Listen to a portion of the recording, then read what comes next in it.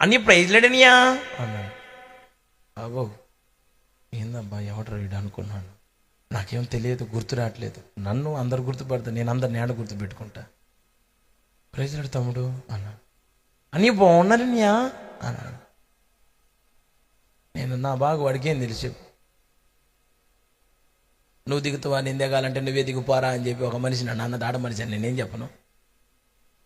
బాగున్నారా అంటే కింద పడ్డ పై చేయి మందే కదా అని, బాగుండక ఏమైంది, బాగున్నా నాన్న అన్న. అనియా ఏంటనియా మీటింగ్ కోసం వచ్చారనియా, ఏంటనియా మరి ఇంకా రాలేదంటే, ట్రాఫిక్లో కారు ఆగిందిలే వస్తున్నారని చెప్పాను. మరి మన బాధ ఎవరికి చెప్పకూడదుగా, మనని పిలిచింది ఆయన.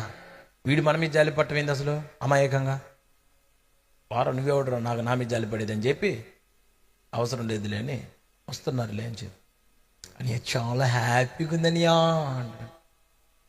ఇంతకేందిరా సంగతి అనియా, మీరు అమలాపురం వచ్చారు కదనియా, అక్కడ మీరు నా కోసం ప్రేర్ చేశారు, జాబ్ లేదంటే దేవుడు జాబ్ ఇచ్చాడనియా.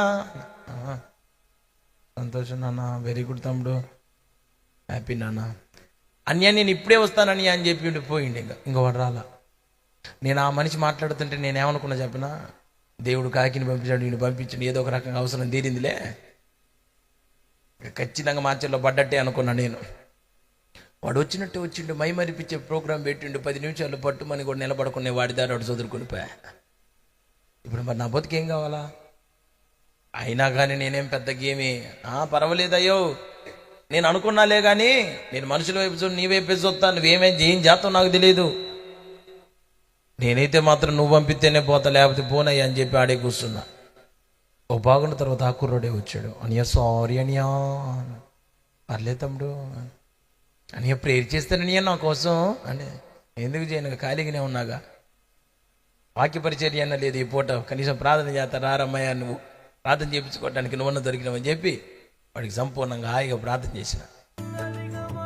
అయిపోయిన తర్వాత ప్రార్థన అయిపోయినాక కుర్రోడు నాకు 80,000 రూపాయలు ఇచ్చాడు. నేను ఆ మనిషితో ఒక మాట చెప్పాను, మరే నువ్వు నా విశ్వాసి కాదు, నువ్వు నాకు సంబంధించిన మనిషివి కాదు. ఈ టైంలో దేవుడు నన్ను ఏమైనా పరీక్ష చేస్తున్నాడేమో, ఈ డబ్బులు నేనే ఆడ తీసుకోవాలరా నాయన. నేను ఎప్పుడైనా ఎవరి దగ్గరైనా మీటింగ్కి వెళ్ళినప్పుడు వాళ్ళ దగ్గర ఎవరన్నా వాళ్ళకి సంబంధించిన వాడు అర్పణిస్తే వాళ్ళ అయ్యగారు కనపడాలా, వాళ్ళ అయ్యగారు చూడాలా, వాళ్ళ అయ్యగారికి చెప్పాలి.